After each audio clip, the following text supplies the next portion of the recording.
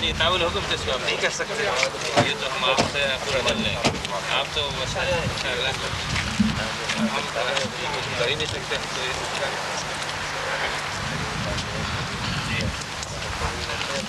حاجی آپ کی صحیح تو معلوم ہوتی رہتی جی.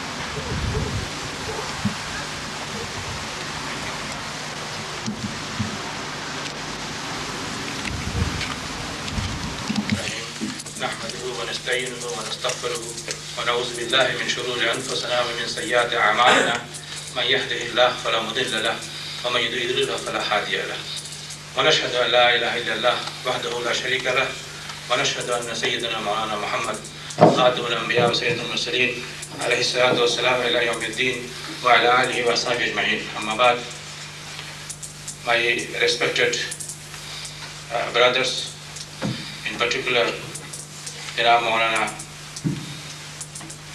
Ali Mian Sahib, Maulana Abul Hassan Ali Nadwi Sahib, Dr. Khalil Ahmad Nizami Sahib, Dr. Farhan Nizami, and all my colleagues and brothers, and Maulana Rabi Sahib.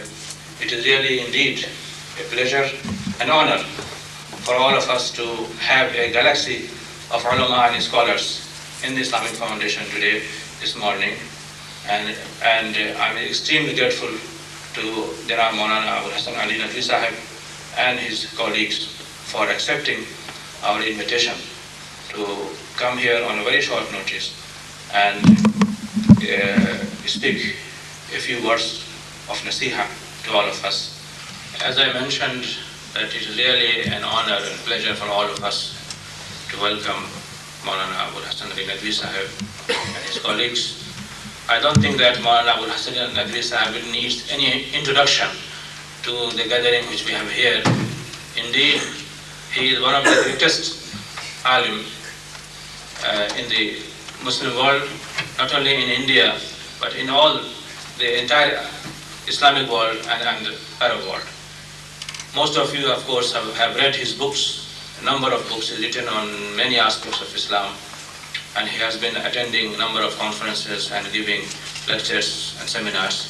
So without introducing him in that way, who is he and what he has written, I will now request him to say a few words, a kalamat, so that we can benefit from his visit. And inshallah, he has been able to see some of the activities of the foundation rather briefly, and I will also inshallah introduce him to the other facilities later on. I'm sure he will give us some nasiha, how to do the work of da'wah in this environment, hostile environment, and how to keep our iman and what are our responsibilities, especially living in the West. So I will now request Maulana Abul Hassan Ali Nadwi Sahib to say a few words to us. اچھا اردو مولانا speaker Urdu اگر عرب ذرا زیادہ ہو عربی میں مطلب ہے کہ دو چار الفاظ بعد میں آپ بیان فرما دیجیے گا اردو میں کر کے زیادہ بہتر ہے. الحمدللہ رب العالمین والصلاة والسلام علی سید المرسلین وخاتم النبیین محمد وآلہ وصحبہ اجمعین ومن تبعهم بإحسان ودعا بدعوتهم إلى يوم الدين. أما بعد فأعوذ بالله من الشيطان الرجيم. ضرب الله مثلا كلمة طيبة كشجرة طيبة أصلها ثابت وفرعها في السماء تؤتي أكلها كل حين بإذن ربها ويضرب الله الأمثال للناس لعلهم يتقون. حضرات، میں یہاں حاضر ہوا تو مجھے یہاں کی سرگرمیوں اور یہاں کے کاموں دعوتی کاموں کے دیکھنے کا شوق تھا، اور میرے ذہن میں کوئی خاص مضمون نہیں تھا، اور نہ یہ بات متعین تھی کہ مجھے کچھ عرض کرنا ہی ہے. میں تو یہاں ایک زائر کی حیثیت سے، استفادہ کرنے والے کی حیثیت سے آیا، لیکن مجھے حکم ہوا ہے کہ میں آپ سے عرض کروں. تو میں بیٹھنے کے بعد بالکل خالی ذہن تھا، اور میں نے اس کو خدا پر چھوڑ دیا تھا. اس کا بارہا تجربہ ہوا کہ اللہ تعالیٰ کی طرف سے مدد ہوتی ہے. قرآن مجید ہر موقع پر مدد کرتا ہے، اور وہ راستہ کھولتا ہے، اور وہ نئی حقیقتیں اور اپنے اعجاز کے نئی پہلو سامنے لاتا ہے. ابھی آپ کے سامنے جو آیت پڑھی گئی وہ تنہا کافی ہے. دنیا میں کسی عہد میں بھی دین کی دعوت کا، اسلام کے تعارف کا، لوگوں کو دنیا کے اور دین کے خطرات سے نکالنے کا، اور زندگی کو نہ صرف برباد کرنے بلکہ زندگی کو باعث اذیت اور خدا سے بعد کا ذریعہ بنانے کے آزمائش سے نکال کر نجات کے راستے پر لگانے کا جب بھی کام کیا جائے گا تو یہ آیت اس کی رہنمائی کے لیے کافی ہے. اور اس کے اندر قرآن مجید کا اعجاز جھلک رہا ہے. قرآن مجید جیسے کہ میں بعض مرتبہ عرض کیا کہ مجموعی حیثیت سے بھی وہ معجزہ ہے، اور انفرادی حیثیت سے یعنی ایک آیت بھی اس کا الگ الگ معجزہ ہے. بلکہ مگر میں عربی زبان کے ایک طالب علم کی حیثیت سے اور فن بلاغت اور اس کے ساتھ ساتھ تفسیر کے ایک طالب علم کی حیثیت سے یہ کہوں کہ اس کا ایک ایک لفظ بھی مستقل معجزہ ہے، جس میں کوئی مبالغہ نہیں ہوگا. دیکھیے ابھی آپ کے سامنے جو آیت پڑھی ہے اس میں کسی سازش کو دخل نہیں تھا، نہ کسی منصوبہ بندی کو، کہ نہ ہمارے بھائی برادر محترم ناظر صاحب نے قاری صاحب سے کہا کہ یہ آیت پڑھیے گا، اور نہ میں نے ان کو اشارہ کیا. اس آیت میں کسی ملک میں بھی دین کا کام کیا جائے، دین کے تعارف کا کام کیا جائے، اسلام کے طرف دعوت دینے کا کام کیا جائے، اسلام کے محاسن کو پیش کرنے کا کام کیا جائے، اور لوگوں کو خطرات سے زندگی اور زندگی کے بعد کے خطرات سے نکالنے کا کام کیا جائے، تو یہ آیت اس کی پوری تصویر کھینچ دیتی ہے. اللہ تعالیٰ فرماتا ہے اعوذ باللہ من الشیطان الرجیم الم تر کیف ضرب اللہ مثلا کلمۃ طیبۃ کشجرۃ طیبۃ اصلها ثابت وفرعها فی السماء تؤتی اکلها کل حین بإذن ربها. اس آیت میں مکانی رقبہ بھی آ گیا، زمانی رقبہ بھی آ گیا، اور اس کی بنیاد، اس کا سرچشمہ بھی آ گیا، اور اس کا نقطۂ عروج اور جن بلندیوں تک اسلام کی دعوت پہنچ سکتی ہے اس کا بھی ذکر آ گیا. کہ آپ ایک درخت کی حقیقت پر غور کیجئے، کشجرۃ طیبہ. پہلی شرط تو یہ ہے کہ وہ اچھا درخت ہو، شجرہ طیبہ ہو، اور یہ اللہ تبارک و تعالیٰ کے یہاں یہ شرط ہے ہر کام کی کامیابی کے لیے. کتنی بڑی ذہانت، کتنے بلند مقاصد، کتنے بڑے وسائل، وسیع وسائل، کتنی بڑی جمعیت، کتنی بڑی تنظیم، کتنے عہد کی ترقی سب ساتھ ہو تو اللہ تعالیٰ کے یہاں وہ معتبر نہیں ہے. وہ اس کے لیے ضروری ہے کہ اس کا مقصد صحیح ہو، اور وہ اس کا جو دافع اور محرک ہے وہ صحیح ہو، اور وہ بذات خود وہ صحیح ہو، یعنی اس کی فطرت صحیح ہو، اس کی بناوٹ صحیح ہو، اس کی ساخت صحیح ہو. تو فرماتا ہے کہ ضرب اللہ مثلا کلمۃ طیبۃ. پہلی شرط یہ کلمہ طیبہ ہو. صرف کلمہ ہونا کافی نہیں. دنیا میں ایک بہت بڑی غلطی یہ ہوئی ہے، ادبیات کی تاریخ بتاتی ہے، دنیا کی ساری لٹریچر کی تاریخ بتاتی ہے، شاعری کی تاریخ بتاتی ہے، ذہانت حکمت کی تاریخ بتاتی ہے، یونان کے فلسفہ و منطق کی تاریخ بتاتی ہے کہ لوگوں نے کلمے کو کافی سمجھا.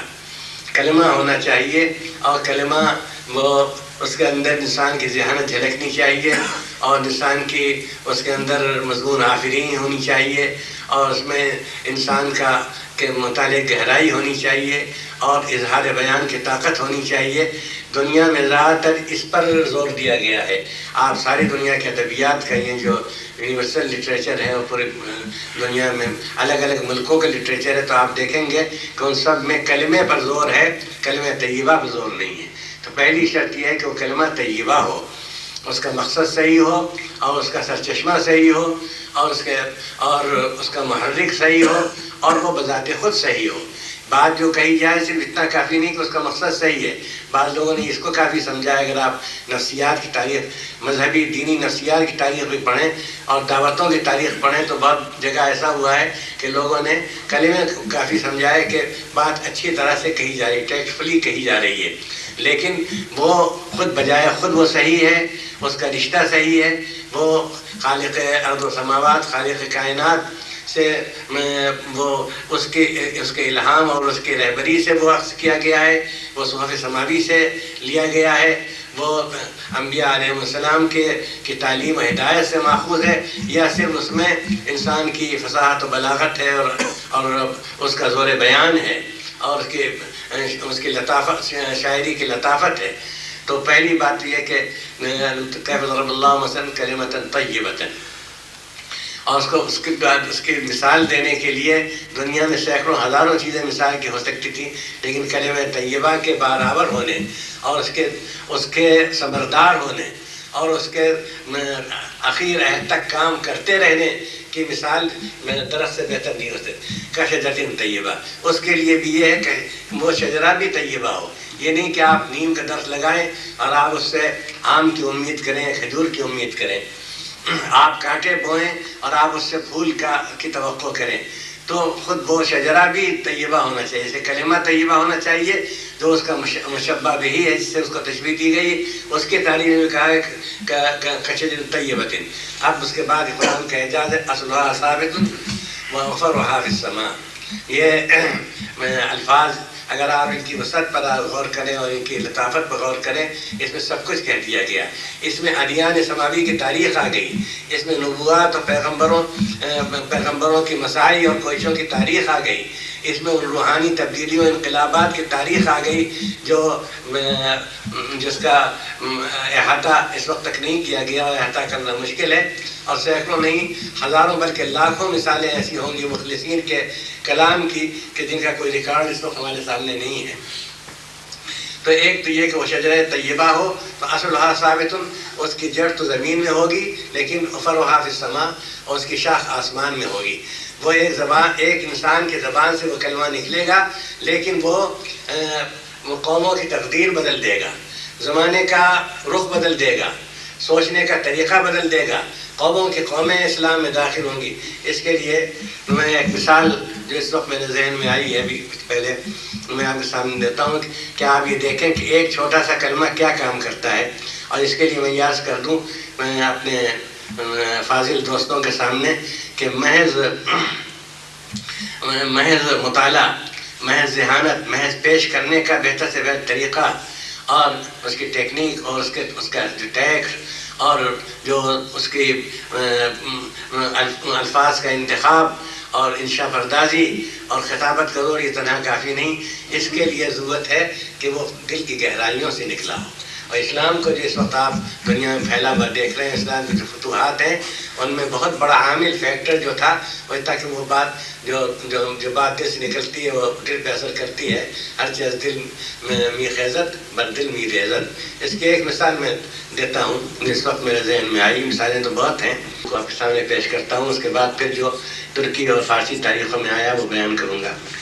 کہ تغلق تیمور تاتاریوں کی ایک شاخ کا شہزادہ تھا۔ آپ کو معلوم ہے کہ تاتاریوں نے جب روس پر، ترکستان پر حملہ کیا، اور اس کے بعد پھر وہ بغداد تک پہنچ گئے، اور انہوں نے عالم اسلام کو گویا اس کی چولیں ہلا دیں، اور ایسا نظر آنے لگا کہ اسلام اب دنیا میں ایک طاقت کے حیثیت سے باقی نہیں رہے گا۔ تو ان کی شاخ وہ مختلف شاخوں میں تقسیم ہو گئے تھے۔ ان میں سے ایک شاخ تھی جو ترکستان پر اور یہ بھی حسن اتفاق ہے کہ اس وقت ترکستان میں ایک نیا انقلاب ہوا ہے اور ہم اس وقت اس حالت میں اس کا ذکر کر رہے ہیں کہ ہمارے لیے دل پر چوٹ نہیں لگتی اس کا نام لینے سے. تو ترکستان کی شاخ میں ایران بھی شامل تھا اور ترکستان بھی شامل تھا. اس کا وہ ولی عہد تھا، یعنی وہ اس کی تاج پوشی ہونے والی تھی اور تاج پوشی کے بعد وہ انچارج ہوتا ہے اس پورے اس قلمرو کا، وہ حکمراں ہوتا. وہ شکار کے لیے نکلا اور آپ کو معلوم ہے، شاید آپ میں سے بہت سے لوگ شکار کھیلے ہوں، میرے متعلق تو بہت کم لوگوں کو خیال ہو سکتا ہے لیکن میں نے شکار کھیلا. میں نے بندوق چلانا سیکھا بہت بڑے استاد سے، ریاست ٹونک میں جا کر وہاں کے شاہی خاندان کے ایک فرد سے باقاعدہ نشانے کی مشق کی. الحمدللہ میرا نشانہ بھی اچھا ہو گیا تھا.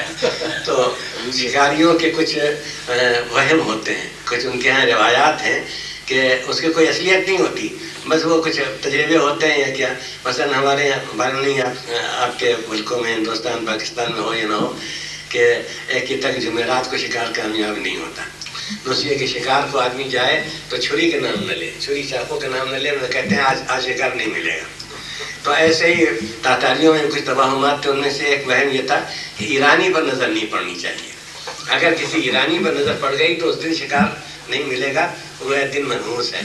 اور اللہ کچھ اور منظور تھا، وہ ایک شکار نہیں کرنا تھا، کسی ہرن کا کسی شیر کا شکار نہیں کرنا تھا، ایک قوم کا شکار کرنا تھا.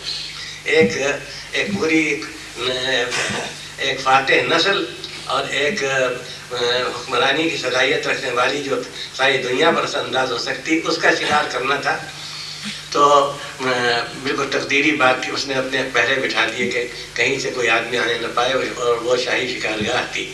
لیکن شیخ جمال الدین جا رہے تھے کہیں، اتفاق سے وہ جس طرف سے گزرے وہاں کوئی پہرے دار نہیں تھا، تو وہ اندر آ گئے، سمجھے کہ یہ قریب کا راستہ ہے چلے جائیں گے. پہرے دار نے اس کو دیکھ لیا، آگے کچھ بڑھ کر ان کو گرفتار کیا اور تغلق تیمور کے سامنے پیش کیا. وہ دیکھتے ہی اور ایرانی کی شکل، اور پھر وہ اس کا پورا منصوبہ فعل ہو رہا تھا، شکار کا پروگرام ناکام ہونے والا تھا. تو اس نے دیکھا اور کہا، تو اس سے اپنے غصے کے اظہار کے لیے اس کے پاس اس سے بہتر کوئی اور صورت نہیں تھی کہ کتا پاس تھا. اس نے کہا یہ کتا بہتر ہے کہ تم بہتر ہو، بتاؤ تم معزز ہو کہ کتا معزز ہے. اور نہایت اطمینان کے ساتھ کہا کہ یہ آرنلڈ اس کی کتاب میں تو یوں ہے کہ انہوں نے کہا کہ اگر ہمیں دولت اسلام نصیب نہ ہوئی ہوتی تو یہ کتا افضل تھا، لیکن اب ہم افضل ہیں. ان کا دولت اسلام کیا ہوتی ہے، ایمان کیا ہوتا ہے. انہوں نے ایمان کو تشریح کی کہ دل پر اثر پڑا، اور اس نے یہ کہا کہ اچھا جب کبھی آپ یہ سنیں کہ تغلق تیمور کی تاج پوشی ہو گئی اور وہ اب تخت سلطنت بیٹھ گیا تو مجھ سے آپ مجھے شرف ملاقات ضرور بخشیے گا. اور یہ ان کے دل سے نکلی ہوئی بات تھی، اس لیے اس میں کوئی منطقی اثر ہو یا نہ ہو، لیکن اس کے دل پر اثر پڑا. یہ من جانب اللہ بات میں اس لیے کہہ رہا ہوں کہ جب تک دعوت میں وہ دل شامل نہ ہو اور دل کی وہ اندر کی گہرائی سے وہ چیز نہ نکلے تو وہ اس کا وہ اثر نہیں ہو سکتا. یہ تو روایت ہے آرنلڈ کی. لیکن ترکی اور فارسی سورسز میں کے ماخذ میں جو زیادہ معتبر ہوں اس میں یہ ہے کہ انہوں نے بہت اطمینان سے جواب دیا کہ ابھی اس کا فیصلہ نہیں ہو سکتا.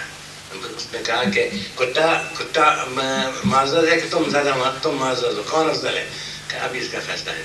اس کو بات آ جو ابھی کیوں فیصلہ نہیں، یا کہو کتا بہتر ہے اور یا کہو کہ میں بہتر ہوں. تو وہ اس کی تیاری میں تھا کہ وہ یہ کہہ دیتے کہ میں بہتر ہوں تو قتل کر دیتا. اگر کہتے کتا بہتر ہے تو چلے جاؤ. ان کا کیوں، اس میں انتظار کی کیا بات ہے؟ اگر میرا خاتمہ ایمان پر ہوا تو میں افضل ہوں، میں بہتر ہوں، نہیں کتا بہتر ہے. پھر اس نے پوچھا ایمان کیا ہوتا ہے، ایمان کی تشریح کی. اس کے بعد وہ برابر اس کے انتظار میں رہے کہ یہ اطلاع ملے کہ تغلق تیمور کی تاج پوشی مکمل ہو گئی تو میں جاؤں اور یہ واقعہ یاد دلاؤں. لیکن ان کی قسمت میں نہیں تھا. تو جب بالکل عالم سکرات میں تھے، وہ آخری وقت تھا، تو اپنے صاحبزادے کو بلایا، کہا کہ دیکھو بیٹا میری قسمت میں تو یہ سعادت نہیں تھی، لیکن شاید تمہاری قسمت میں ہو. جب سننا کہ تغلق تیمور بادشاہ ہو گیا اور تاج پوشی اس کی ہو گئی تو اسے ملنا اور یہ واقعہ یاد دلانا. اب یہ یہاں سے آرنلڈ کا بیان اور دوسری کتابوں کا بیان مشترک ہے کہ انہوں نے سنا کہ تاج پوشی ہو گئی تو وہ گئے وہاں اس دار سلطنت میں، تو ان کو کون اندر جانے دیتا؟ وہ جب ان کو کچھ سمجھ میں نہیں آیا تو ذرا فاصلے پر ایک درخت کے نیچے مسلح بچھا لیا، وہاں نماز پڑھنی شروع کی. جب نماز کا وقت آتا ہے نماز پڑھتے تو اذان دیتے، اور اذان اور وقتوں میں تو اذان کی آواز نہیں پہنچی، لیکن فجر میں ایک دن صبح جب سناٹا ہوتا ہے محل میں آواز آئی. اس نے کہی کیا یہ کہتی ہے مزدورانہ صدا ہے، ایک صدا بے ہنگام جسے کہتے ہیں، یہ کیا صدا ہے بے ہنگام ہے، بے وقت کی آواز. ان کا بادشاہ سلامتی جو جس طرح خطاب کرتے ہوں کہ ایک مجذوب سا شخص ہے، وہ کوئی اٹھتا بیٹھتا ہے اور یہ آواز لگاتا ہوں، پکڑ لاؤ اس کو، بلا لاؤ. بلایا اور کہا کہ تم کون ہو، یہ کیا تم آواز لگاتے ہو؟ کہا کہ آپ کچھ یاد ہے کہ آپ ایک مرتبہ شکار میں گئے تھے تو ایک ایرانی آپ کو ملے، شیخ جمال الدین، ان سے آپ کچھ مکالمہ ہوا تھا، گفتگو. ان کا یاد ہے کہ میں اشارت دینے آیا ہوں کہ ان کا ایمان پر خاتمہ ہو. اس نے اسی وقت کلمہ پڑھا. یہ دونوں یعنی آرنولڈ نے بھی لکھا ہے اور ترکی اور فارسی کتاب. کلمہ پڑھا، وزیر اعظم کو بلایا اپنے اور کہا تنہائی میں، کہا کہ دیکھو بھائی میں نے فیصلہ کیا ہے اپنے متعلق، میں مسلمان ہو گیا ہوں، اب تو اپنے متعلق سوچو. اور کہا کہ حضور میں تو بہت دن سے مسلمان ہوں، آپ کے گھر سے ظاہر نہیں کرتا تھا. اس کے بعد پھر اس طرح پوری پوری شاخ مسلمان ہوئی، 100% مسلمان ہو گئی. تو میں یہ عرض کر رہا ہوں کہ کشجرۃ طیبہ، یہ محض اتفاقی لفظ نہیں، قرآن مجید میں کوئی اتفاقی لفظ نہیں ہوتا. وہ پہلی شرط یہ کہ شجرہ طیبہ ہو. یہ نہیں کہ آپ کوئی سا برگد کا درخت لگا دیں، نیم کا درخت لگا دیں، کانٹے کہیں بو دیں اور آپ اس سے امید کریں. پہلے شرط یہ کہ شجرۃ طیبہ. اور پھر اس شجرہ طیبہ کی جو صفت بیان کی خدا نے، وہ بالکل اس کے دین کی صفت ہے کہ اصلھا ثابت وفرعھا فی السماء. جڑ تمہیں نظر آئے گی زمین پر اور شاخیں تمہیں نظر آئیں گی آسمان پر. اب آپ اسلام کی تاریخ پڑھیے کہ وہ کس پستی کی حالت میں، کس بے سر و سامانی کی حالت میں، کس کمزوری کی حالت میں اس کی ابتدا ہوئی اور پھر اس کی شاخیں کہاں تک پہنچی. اور اس میں توتی اکلھا کل حین باذن ربہ، قرآن کا اعجاز ہے، ہر زمانے میں وہ اللہ کے حکم سے پھل دیتا رہے گا. یہ شجرہ خالدہ ہے، یہ میں شجرہ طیبہ نہیں، شجرہ طیبہ خالدہ. یہ زمانے کے تغیرات کے کتابیں نہیں ہیں کہ بہت سے درخت ہیں کہ جو اپنی عمر پوری کر کے ختم ہو جاتے ہیں، جانور ان کو تباہ کر دیتے ہیں، خود ان کے لگانے والا ان کو کاٹ دیتا ہے. تو اس میں بتایا کہ اس کی مکانی وسعت تو یہ ہے کہ وہ زمین سے اٹھتا ہے، پیدا ہوتا ہے اور آسمان تک جاتا ہے. یہ تو اس کا مکانی وسعت ہے. اور زمانی وسعت یہ ہے کہ توتی اکلھا کل حین، وہ اپنے پھل ہر زمانے میں اللہ کے حکم سے دیتا ہے. اب آپ دیکھیے، یہ یورپ ہے، یہ برطانیہ ہے کہ جب اس کی حکومت ہندوستان میں تھی، ہمارے بر صغیر پر تھی، تو کوئی تصور نہیں کر سکتا تھا کہ خاص لندن اور اس کے قرب و جوار میں اسلامی مطالعے کے مراکز قائم ہوں گے، اسلام کی دعوت وہاں پیش کی جائے گی. ایک وقت تو ایسا آیا تھا کہ وہاں کے مشنری میدان میں آ گئے تھے اور انہوں نے یہ حکومت کو بھی یقین دلایا تھا اور خود بھی کہ یہ یسوع مسیح نے ہم کو یہ وقت دیا ہے اور ہمیں ان کے مذہب کی تبلیغ کرنی چاہیے. اور خطرہ پیدا ہو گیا تھا مسلمانوں کی ارتداد کا بڑے پیمانے پر. اس کی بنا پر مولانا رحمۃ اللہ صاحب تہرانوی نے اظہار الحق کتاب لکھی اور پادری فنڈر سے ان کا مناظرہ ہوا. اور مولانا سید محمد علی صاحب مغیری نے اسی ڈر سے اور ندوۃ العلماء کی تحریک چلائی. مجھے معلوم ہے کہ اس کے پس منظر میں، اس کے بیک گراؤنڈ میں کیا چیز تھی کہ اب ایسے علماء کو تیار ہونا چاہیے جو دوسرے مذاہب کا مطالعہ کر سکیں اور جو کسی مغربی زبان سے، انگریزی زبان سے بھی واقف ہو اور جغرافی اور تاریخ سے اور جدید علوم سے، اور وہ اس نئی نسل کو اس کی زبان، مانوس زبان میں خطاب کر سکیں اور مسائل حاضرہ پر وہ مسلمانوں کی رہنمائی کریں. تو توتی اکلھا کل حین باذن ربھا، ہر زمانے میں وہ اپنے پھل دے گا اللہ کے حکم سے. یہ بالکل آپ اپنی آنکھوں سے اس آیت کا تحقق دیکھ رہے ہیں کہ وہ شجرہ طیبہ جو اللہ کے رسول نے، آخری رسول نے لگایا تھا اور جو جس کی اصلھا ثابت، جس کی جڑ زمین میں تھی، کہاں تھی؟ جزیرۃ العرب میں تھی، جو سیاسی حیثیت سے، فکری حیثیت سے، علمی حیثیت سے اور مالی حیثیت سے، ہر حیثیت سے پسماندہ ترین علاقہ تھا دنیا کا. اور بعید اور کٹا ہوا تھا ساری دنیا سے. تو اصلها ثابت وفرعها فی السماء. اس کی شاخیں کہاں تک گئیں؟ اس کی شاخیں آسمان تک گئیں. آپ دیکھ رہے ہیں کتنی سلطنتیں پیدا ہوئیں اس کے نتیجے میں، کتنے مدارس پیدا ہوئے، کتنے جامعات پیدا ہوئیں، کتنے محقق پیدا ہوئے، کتنے مفکر پیدا ہوئے، اور کتنے ادیب پیدا ہوئے، اور کتنا بڑا لٹریچر پیدا ہو گیا. صرف اسلامی لٹریچر اگر آپ دنیا کی مختلف زبانوں میں کسی ایک زبان میں بھی اگر آپ اس کا احاطہ کرنا چاہیں تو مشکل ہے. یہ سب ہوا کہ جو کلمہ کہا گیا تھا جزیرۃ العرب میں بیٹھ کر، وہ کلمہ آج ساری دنیا میں پھیل رہا ہے اور وہ اپنے پھل دے رہا ہے، شجرہ طیبہ کی طرح پھل پھول رہا ہے اور پھل دے رہا ہے. میں یہ عرض کروں گا، کوئی اس وقت کسی طویل تقریر کی ضرورت نہیں ہے، اور اہل علم کا مجمع ہے، اہل فکر کا، مطالعہ کرنے والوں کا، کہ دعوت کے لیے دو تین چیزوں کی ضرورت ہے. ایک تو واقفیت کی ضرورت ہے، نفسیات انسانی سے واقفیت ہو، اور زبان کی ضرورت ہے. زبان کو بڑی اہمیت ہے، اور آپ حضرات نے بہت صحیح قدم اٹھایا. میں اس کی داد دیتا ہوں اور اس کی تحسین کرتا ہوں کہ آپ نے بہتر سے بہتر یہاں کی زبان میں آپ نے اسلام کو پیش کرنے کا انتظام کیا ہے. اس کے لیے آپ تیار کر رہے ہیں. تو ایک تو عقل سلیم کی ذہانت کی ضرورت ہے، اور دوسرے زبان کی ضرورت ہے کہ اچھی سے اچھی زبان میں دعوت دی جائے. بہت سے حلقوں میں یہ غلط فہمی ہے کہ زبان کی کوئی اہمیت نہیں ہے، آدمی کو جس طرح بن پڑے اپنے خیالات ظاہر کر دینا چاہیے. لیکن جب ہم سیدنا عبد القادر جیلانی جیسے زاہد فی الدنیا اور جیسے متوکل علی اللہ، اور ان سے پہلے امام حسن بصری کے جب ہم مواعظ پڑھتے ہیں تو معلوم ہوتا ہے کہ زبان کی کیا اہمیت ہے، انہوں نے زبان کو کیا اہمیت دی ہے، اور کس زبان میں انہوں نے اپنے اس زمانے کے معاصر معاصر نسل کو خطاب کیا ہے. کہ اس سے بہتر یہ مسلم ہے عربی ادب کی تاریخ میں کہ حجاج اور حسن بصری سے بڑا بلیغ کوئی نہیں تھا، اور حسن بصری کو فوقیت حاصل ہے حجاج پر. پھر اس کے بعد ہر دور میں آپ دیکھیں گے، سیدنا علی مرتضیٰ کو چھوڑ دیجئے کہ وہ تو ابلغ البلاغہ تھے، لیکن ان کے بعد آپ ہر دور میں دیکھیں گے، ابن جوزی کو لیجیے آپ، تو اعلیٰ سے اعلیٰ زبان انہوں نے استعمال کی ہے.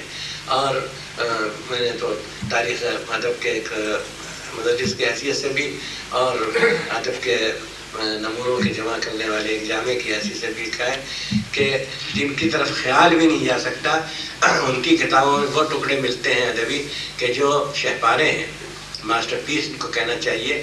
سامنے امام تیمیہ کا بھی نام لیا ہے، اور شیخ عمر محی الدین ابن عربی کا بھی نام لیا ہے. جہاں خیال بھی نہیں جا سکتا وہاں بھی آپ کو ملے، وہاں ایسے ادبی نمونے ملیں گے. پھر سیدنا عبد القادر جیلانی سے بڑھ کر زاہد، دنیا میں زاہد اور بے پرواہ، کسی کے مد و ذم سے بالکل بے پرواہ کون ہوگا، لیکن ان کے ہاں بھی آپ ان کے مواعظ جو محفوظ ہیں. لیکن میں عرض کر دوں کہ بزرگوں کے مواعظ زیادہ قابل اعتبار ہیں، اس لیے کہ لوگوں نے تبرکاً ان میں کوئی ترمیم نہیں کی. ایسے بادشاہوں کے فرامین یا ادیبوں کا کلام اتنا محفوظ نہیں ہے، اس میں لوگ بدل دیتے ہیں. لیکن بزرگوں کی زبان سے نکلے ہوئے الفاظ کو لوگوں نے بجنسی نقل کرنے کی کوشش کی ہے، انہیں برکت سمجھتے تھے. اس لیے یہ بات تاریخی تنقید اور ادبی تنقید کے لحاظ سے بھی یہ ایک واقعہ ہے کہ ہم یہ کہہ سکتے ہیں پورے وثوق کے ساتھ کہ یہ انہی کے الفاظ تھے. تو آپ اگر ان کے مواعظ کے مجموعے کو دیکھیں تو آپ کو حیرت ہوگی. بعض مرتبہ معلوم ہوتا ہے کہ بادل گرج رہے ہیں اور بجلیاں چمکون رہی ہیں، اور اب بجلی گری، اتنی طاقت معلوم ہوتی ہے. تو ایک تو چیز ہے کہ علم و معرفت، دوسری چیز ہے زبان کی اہمیت اسلام کے تعارف میں، اور تیسری چیز ہے اخلاص اور درد مندی. یعنی خود دل پر چوٹ ہو، اور وہ جو چیز نکلے وہ صرف قلم سے نہ نکلے بلکہ دل سے بھی نکلے، تب اس کا اثر ہوگا. یہ چیزیں ہیں. اگر ہم نے ان چیزوں کا، ان عناصر ثلاثہ یا عناصر اربعہ کا خیال رکھا مغربی ممالک میں، اور اس نئے بدلے ہوئے زمانے میں مختلف زبانوں کے بولنے والوں کے تحریری تقریری طور پر، اللہ تبارک تعالیٰ اس کے بہتر سے بہتر نتائج عطا فرمائے گا. اور اس میں ہمارے لیے بہت بڑی بشارت اور فعل نیک ہے کہ اللہ فرماتا ہے توتی اکلھا کل حین باذن ربھا. ورنہ آدمی کہتا ہے کہ زمانہ گزر گیا. اب یہ یہ کون سی ہے، یہ 20ویں صدی ہے اور کیا دنیا میں کتنی ترقی کی ہے اور سائنس اصل چیز بن گئی، ٹیکنالوجی اور سائنس اور پالیٹکس ہوئی ہے. اب وہ زمانہ نہیں رہا، اب اسلام کی دعوت کی ضرورت نہیں ہے، اب اس وقت اسلام کی دعوت کوئی اثر نہیں کرے گی. تو یہ جیسے گویا اس وقت قرآن مجید چونکہ وہ دائمی کتاب خالد ہے اور نوائی ہے کہ توتی و کلہا کل حین بإذن ربہا کہہ کر اس نے تسلی دی ہے اور تقویت کا سامان کیا ہے. کسی زمانے کے کسی جگہ کے لوگ یہ نہ سمجھیں کہ ہمارے اسلام کی دعوت دینے کا کیا فائدہ ہے. وہ اپنے پھل دیتا ہے ہر وقت کل حین بإذن ربہا، لیکن اللہ کے حکم سے کہ بإذن ربہا کہہ کر یہ بتا دیا کہ اپنی ذہانت پر یا اپنی زبان کی مہارت پر اعتماد نہ کرو، بلکہ اس میں بھی سمجھو کہ اللہ ہی اگر چاہے گا تو اثر ہوگا. تو اس کے اندر پورا دعوت کا نقشہ آ گیا ہے. اور یہ محض ایک میں اتفاقی بات نہیں کہوں گا، اتفاقات کا قائل نہیں، یہ بھی من جانب اللہ بات تھی. میں یہاں اس کرسی پہ آ کر بیٹھ گیا تھا، میرا ذہن خالی تھا اور میں نے کہا کہ میں کہاں سے شروع کروں گا. تو میں نے آئے سوچی تھی کہ وہ تو اللہ سبیل ربک بالحکمت والموعظۃ الحسنۃ وجادلھم بالتی ہی، لیکن قاری صاحب اللہ جزائے خیر دے، انہوں نے یہ آیت پڑھی اور میں نے کئی بار تجربہ کیا امریکہ کے دورے میں، یورپ کے دورے میں خاص طور کہ میں بالکل خالی ذہن ہوں. بہت پروگرام ہے، میں دستگیری کی ہے اور مدد کی ہے. میں ان الفاظ کو ختم کرتا ہوں اور اپنی اور اپنے رفقا کی طرف سے بھی پورے اعتماد کے ساتھ اس مسرت کا اظہار کرتا ہوں کہ اس مرکز کو دیکھ کر بڑی خوشی پہلے ہی میں نے دیکھا اور اس میں جو تنوع ہے، ویرائٹی اور جو مختلف حقیقتوں کا احساس کیا گیا، ضرورتوں کا احساس کیا گیا ہے اور مختلف ذہن اور مختلف ذہنی سطحیں سامنے رکھی گئی ہیں اور جو مطالبات ہیں، یہ قابل مبارکباد ہے یہ چیز.